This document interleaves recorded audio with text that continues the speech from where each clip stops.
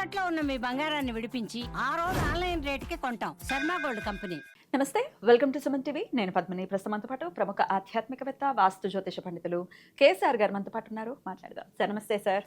నమస్తే అమ్మ. ముందుగా మీకు శ్రీ పరాభావన సంవత్సర ఉగాది శుభాకాంక్షలు సార్. మన ప్రేక్షకులందరికీ కూడా ఈ పరాభవన సంవత్సరంలో వాళ్ళకి ఎలాంటి పరాభవాలు లేకుండా అన్ని మంచి అనుభవాలు ఇలాగా కలగాలని, ఆరోగ్య అవసరాలతో వాళ్ళ జీవితాలన్నీ కూడా తొలతోగాలని మనస్ఫూర్తిగా కోరుకుంటూ, ఇప్పుడు మీరేం అడిగితే అది చెప్పడానికి సిద్ధంగా ఉన్నాను. తప్పకుండా సార్.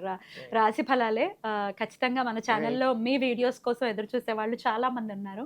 మరి మీ ప్రిడిక్షన్స్ ఈ సంవత్సరం అంతా కూడా మా రాశికి ఎలా ఉంటుంది, మా నక్షత్రానికి ఎలా ఉంటుందని తెలుసుకోవాలనుకునే వాళ్ళు ఉన్నారు. అది తెలియచేద్దాం. అంతకన్నా ముందు గురు రాశి త్రయం ఎటువంటి ఫలితాలను ఇస్తుంది సార్? అంటే ఇది లాస్ట్ ఇయర్ కూడా జరిగింది, ఈ ఇయర్ కూడా జరగబోతోంది. కన్జర్వేటివ్గా ఇట్లా జరగటం ఎటువంటి ఫలితాలను ఇస్తుంది సార్? అంటే అంత క్రితం కూడా ఒక వీడియోలో మనం చేసాం. ఈ గురువులకి సంబంధించినంత వరకు కూడా ఆ, సంపూర్ణంగా మంచి ఫలితాలు అయితే ఉండే అవకాశాలు లేవు. సో ముఖ్యంగా జనాలకి ఈ అరుగుదల మీద వాటి మీద వచ్చే రోగాలు, సో అందులో మనకి ఏమంటాం, ఈ భాగ్యనగరం కాదు మధుమేహ నగరం అని కూడా ఒక పేరు. ఖచ్చితంగా. సో ఈ మధుమేహం యొక్క ఇంపాక్ట్ కూడా పెరగటం అనేది ఉంటుంది. ఇంకా కొద్దిగా చిన్న చిన్న వయసు వాళ్ళకి కూడా తొందరగానే సంప్రాప్తించే అవకాశాలు ఎక్కువగా ఉంటాయి. సో నెగిటివ్గా మాట్లాడితే అది ఒకటి. అంటే ఆరోగ్యం ఒకటి జాగ్రత్తగా చూసుకోవటం అనేది ప్రతి ఒక్కళ్ళు కూడా ఈ ఏడాది సాధ్యమైనంత వరకు కూడా రోడ్డు మీద ఆహారాలు ఎక్కువగా తీసుకోకుండా ఉండటం బాగా తప్పనిసరి అయితే తప్ప, సాధ్యమైనంత వరకు ఇంటి ఆహారాన్ని కొంత క్రమశిక్షణని పాటిస్తే ఆరోగ్యాలు బాగుంటాయి. సో ముఖ్యంగా ఈ పరాభవన సంవత్సరంకి వచ్చేప్పటికి ఏంటంటే గురుడు మనకి రాజు అవుతాడు. యాక్చువల్గా ఈ సంవత్సరానికి రాజు గురుడు అవటం వల్ల సో రాజులకే ఇబ్బంది, సామాన్య మానవులకి మంచిది. ఇప్పుడు మొదటి నుంచి కూడా పరాభవన సంవత్సరంలో కూడా దాని యొక్క అర్థం అనేది కూడా అంత ఈ రాజులకి మధ్య పరాభవాలు ఎదురవుతాయి ఎక్కువ అని చెప్పి దానికి సంబంధించిన సంకేతాలు ఆల్రెడీ ఉన్నాయి కదా. ఈ వరకు యుద్ధాలు కూడా మనం ఎప్పుడో లాస్ట్ ఇయర్ ఉగాది ముందు వీడియో కనుక చూసినట్టయితే ఫిబ్రవరి నుంచి జూన్ దాకా మనం పరీక్షాకాలం అని చెప్పాం అప్పట్లోనే. Correct sir. సో ఇంచుమించుగా ఇప్పుడు ఫిబ్రవరిలోనే మనకి యుద్ధాలు చివరి నుంచి బిగిన్ అయ్యాయి.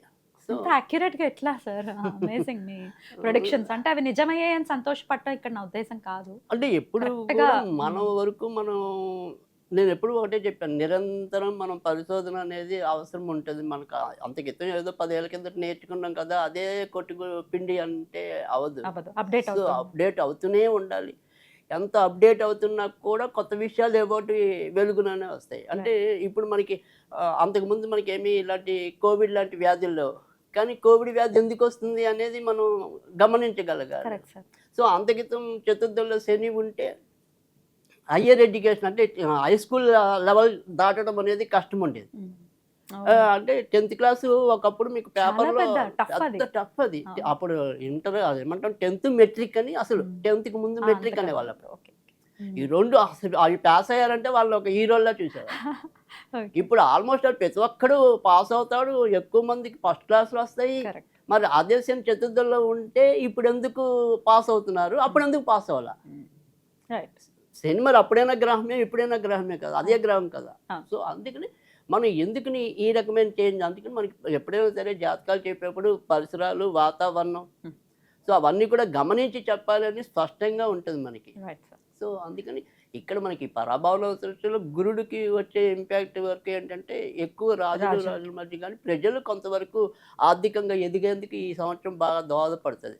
మరి ఈ యుద్ధాలు ఆగుతాయా సార్ ఆన్ దిస్ నోట్? అంటే ఖచ్చితంగా ఆగుతాయి, బట్ కానీ జూన్ దాకా అది ఎలాగైనా కొనసాగుతుంది. భారతదేశం మీద ఎటువంటి ఇంపాక్ట్ ఉంటుంది? అంటే భారతదేశంలో అయితే కనుక అప్పుడైనా ఇప్పుడైనా ఈ ఏడాదైనా ఆ ఏడాదైనా ఒకటే చెప్తున్నా, సమర్థంగా ఎదుర్కొంటుంది. అద్భుతం, చాలా గ్యారంటీగా వీళ్ళు రక్షణాత్మకంగానే ఉంటారు. కానీ ఈ గ్యాస్ అందుబాటులో లేదు, అందుబాటులో ఉండదు, లేకపోతే ఆయిల్స్ అందుబాటులో ఉండవు అని అంటే ఒక ఎంత భయానకమైనటువంటి పరిస్థితి అది. అంటే అవి ఎప్పుడైనా సరే కొంతవరకు ఇటు పాలకులు అవ్వచ్చు, వ్యాపారస్తులు అవ్వచ్చు, ఎవరైనా సరే కృత్రిమంగా దాని యొక్క ఏమంటాం కరువుని సృష్టించడం. ఇది అలా సృష్టించిందేనా? అంతే. సో అందుకని మొన్న కూడా మనకి రీసెంట్గా ఈ మోదీ కానీ వీళ్ళు కానీ అదే చెప్పారు, మనం ఏదైనా సరే మీ ఉత్పత్తి పెంచండి, మనకి ఆ ప్రాబ్లం రాకూడదు అని చెప్పి. సో రాదు, ఎందుకంటే కృత్రిమంగా వీళ్ళు ఆటోమేటిక్గా ప్రతి దాని మీద దాన్ని ఇంప్లిమెంటేషన్ చేసేయటం అనేది ఉంటుంది, కానీ అన్నీ మళ్ళీ అనుగుతాయి. అందరూ ప్రశాంతంగానే ఉంటారు, ఇబ్బంది ఏమి ఉండదు అని అంటున్నారు. ముఖ్యంగా ప్రజలైతే బాగుంటారు. తర్వాత ఏమంటాం, రాజు ఏమంటాం మన ఈ సాధువులు అనుకోండి, పీఠాధిపతులు అనుకోండి, తర్వాత అగ్ర కులాల్లో కూడా గౌరవనీయమైన వాళ్ళు ఎవరైతే ఉంటారో వాళ్ళందరూ కూడా ఇంకా గౌరవించబడతారు. అద్భుతం, చాలా మంచి మాట చెప్పారు. ఎందుకంటే అందరినీ ఎవరైతే కొద్దిగా వెల్తిగా చూస్తున్నారో, ప్రతిదానికి వీళ్ళే కారణమని ఎవరైతే ఎత్తి చూపుతున్నారు, అలాంటి వాళ్ళు ఈసారి కొంతగా అవమానాలు పాలవకుండా గౌరవాలు పొందటం అనేది ఉంటుంది. ఖచ్చితంగా ఇది మంచి సంకేతం. ఎందుకంటే ఇంకో విషయం కూడా ఖచ్చితంగా పరాభవనతోటిలో ప్రజలు ఆల్రెడీ ఇప్పటికే కొద్దిగా భక్తి భావాలు పెరిగాయి, మరింత ఆధ్యాత్మికంగా ముందుకెళ్ళడానికి ఉంటుంది. సో అందుకని చాలా విషయాల్లో మంచిదే. పాలకులకి మధ్య ఎక్కువ వైరుధ్యాలు రావటం అనేది వాళ్ళ వల్ల మనం ఏమైనా కొంత ఇబ్బంది పడాలి తప్ప బాగుంది దేశం అయితే. అద్భుతం. మరి ద్వాదశ రాశులకు కూడా ఈ పరాభవన సంవత్సరం ఎటువంటి ఫలితాలను ఇస్తుందో ఇప్పుడు తెలుసుకుందాం. మరి కుంభరాశి వారికి ఎలా ఉండిపోతుంది సార్ ఈ సంవత్సరం?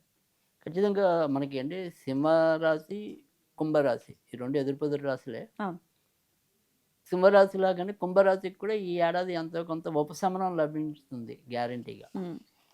ఎందుకంటే వీళ్ళకి జూన్ నుంచి గురుడు 6వ ఇంట్లో సంచారం చేయటం అనేది జరుగుతుంది. తర్వాత డిసెంబర్ నుంచి రాహు వ్యయస్థానంలో ఉన్నప్పటికీ కూడా మంచి చేయటం అనేది, అంటే మంచి మార్పులకి సానుకూలం అవటం అనేది ఏదైనా సరే, అంటే స్థాన మార్పు అయితే గ్యారంటీగా ఉంటుంది. సో ఇప్పటిదాకా మనం ఒక ప్రదేశంలో ఉన్నాము అనుకుంటే కనుక ఆ ప్రదేశాన్ని మార్చుకుని అభివృద్ధిలోకి రావటం అనేది ఉంటుంది. అంటే ఇప్పటిదాకా మనం ఏంటంటే ఈ ఏలినాటి ఇప్పటికీ ఉంటుంది ఏలినాటి అనేది, కానీ ఎప్పుడు కూడా మనం అందరూ చాలామంది విశ్వసించేది ఏంటంటే కనుక శని వెళ్తూ మేలు చేస్తాడు అనేది ఒక నమ్మకం అనేది ఉంది.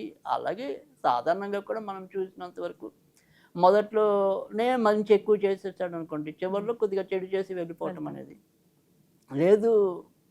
ముందే చెడు చేసేస్తే చివరిలో మంచి చేస్తూ వెళ్ళటం అనేది కొంత ఉంటుంది. కానీ ఏదైనప్పటికీ కూడా శని వీళ్ళకి వెళ్తే కొంత మంచి చేసే అవకాశాలు అయితే ఎక్కువ కనిపిస్తుంది. ఎందుకంటే 2027 జూన్లో శని వదిలేయటం అనేది ఉంటుంది ఏలినాటి శని కుంభరాశి వారికి.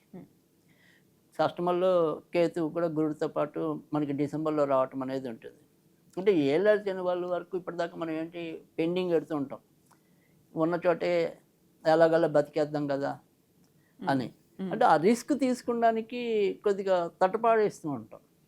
కానీ ఇప్పుడు ఎప్పుడైతే అక్కడ రాహు వస్తాడో, లేదు నేను ఇప్పటికే లేట్ చేశానని ఒక ఆవేశం, సో దానివల్ల వీళ్ళకి ఖచ్చితంగా అలా యూటర్న్ తీసుకోవటం వల్ల మంచి జరుగుతుంది. సో ఆ రకమైన మానసిక ధైర్యం కల్పించడం అనేది ఉంటుంది. సో ఖర్చులు పెరగచ్చు, కానీ ఇప్పటిదాకా మనం ఖర్చులు పెట్టడానికి కూడా చీటికి మాటికి చేబదులకి వెళ్ళాల్సిన పరిస్థితి ఉండొచ్చు, కానీ అది సమసిపోవటం అనేది ఉంటుంది.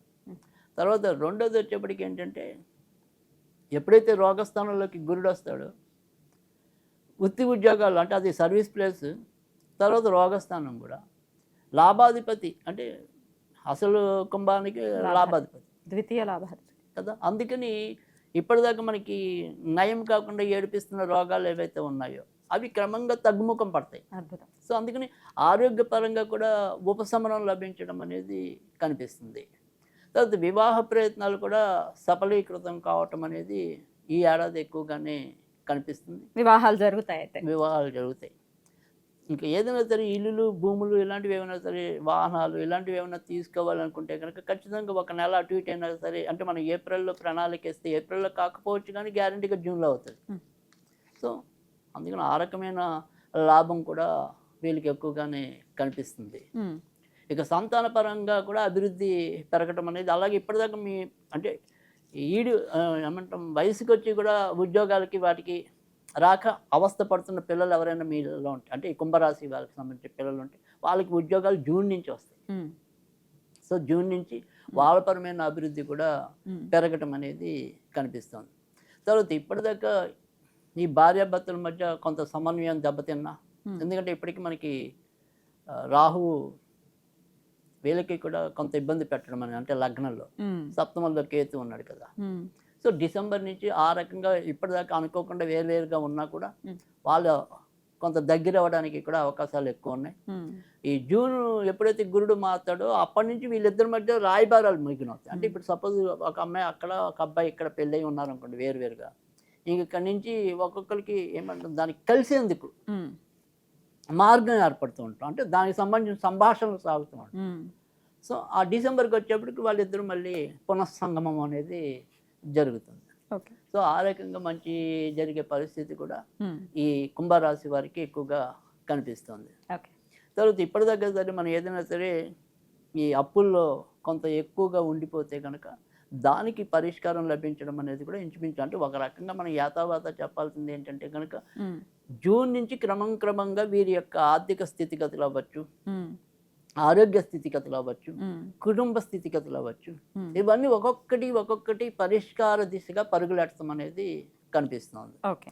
సో కనుక కుంభరాశి వాళ్ళు కూడా ఎంతో కొంత ధైర్యంగానే ఉండడానికి అవకాశాలు ఎక్కువగా కనిపిస్తున్నాయి. ఈ సంవత్సరం బాగుంటుంది, అయినప్పటికీ ఏ ఆరాధన ఖచ్చితంగా వెళ్ళి చేసుకోవాలి. అయితే ఈ సంవత్సరం వీళ్ళు కూడా దుర్గాదేవికి సంబంధించిన పూజలు చేసుకోవటం వల్లే మంచి జరగటం అనేది మ్మ్.